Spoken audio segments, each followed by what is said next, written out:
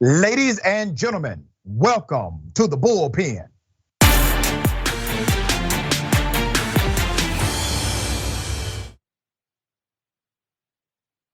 He's back in the Bullpen today. We have attorney at law Kurt Schlichter, retired colonel, senior columnist, townhall.com. Attorney Kurt, good day, welcome. Oh, great to be here, Dr. Richey. I always appreciate you having me. Well, listen, man, we appreciate you being on the show. I know you just came from that remarkable convention known as CPAC. I think you were in Texas. And you have some insight to the conflict or the potential political conflict between former President Donald Trump and current Florida Governor Ron DeSantis running for president against each other. So if you would, I don't want to presume what you know or believe about that matchup, potential matchup. Give us your thoughts and then I will opine. I think we're going to see a matchup, and I think that's good. I do not believe that anybody should get a coronation. I do not believe that anybody should get a pass. Look, I like Donald Trump. I like Ron DeSantis too.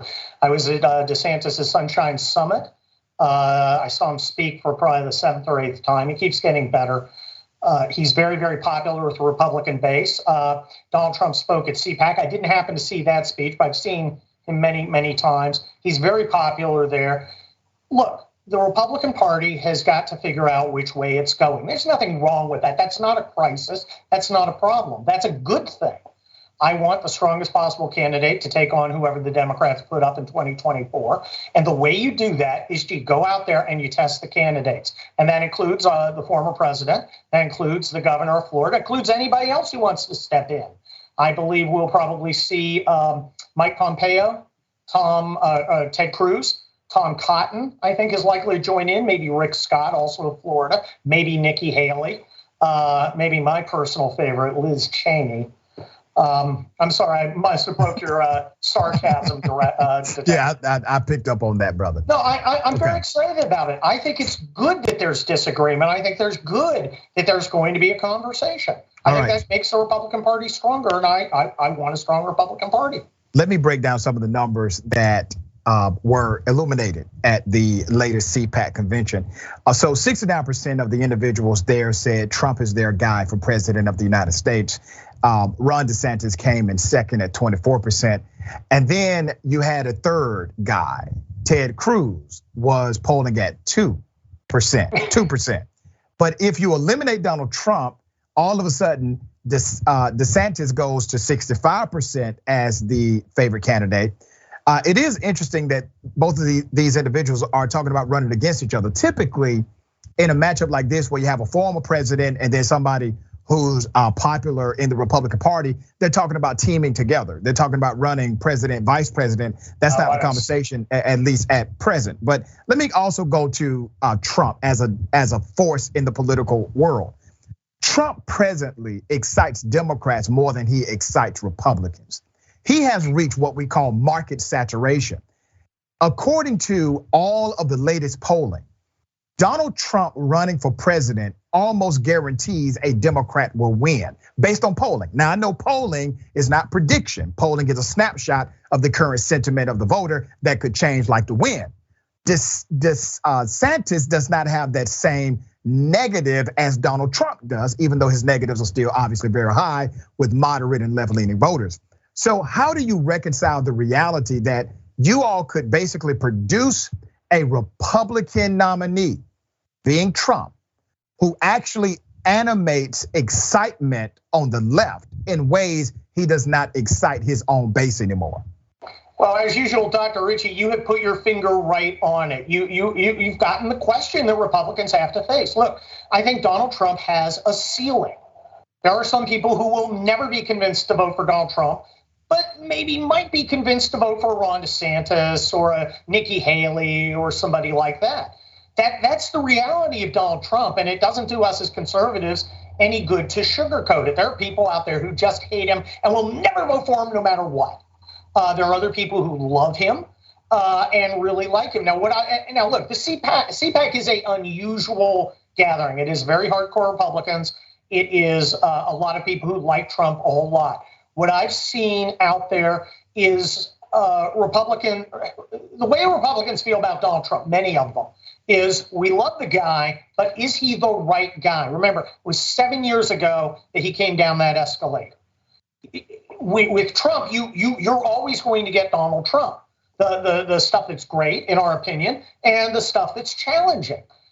He doesn't change. So is what happened 7 years ago, it was the right answer in 2016, is it the right answer in 2024? And that's the question that a primary, the voters have to decide during the primary. And It should be them who decide. And I think Donald Trump is today more likely than not to run. All right. Tomorrow, let me ask you a policy question, because these candidates, DeSantis and Trump, are identical policy-wise, except for one major issue.